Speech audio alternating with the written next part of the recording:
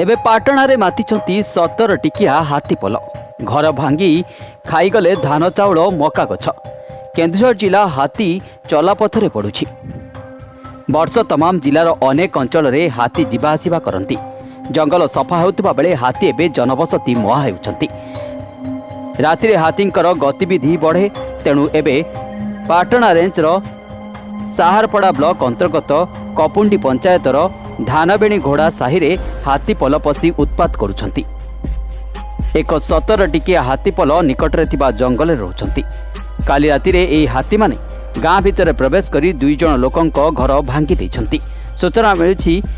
सूचना अनुसार कि लोकनाथ महंत एवं बुद्धिया महंतंक घर कांथ और ग्रिल भांगी हाथी माने धान चाउल मका बस्ता बाहर को नहीं खाई दैछंती।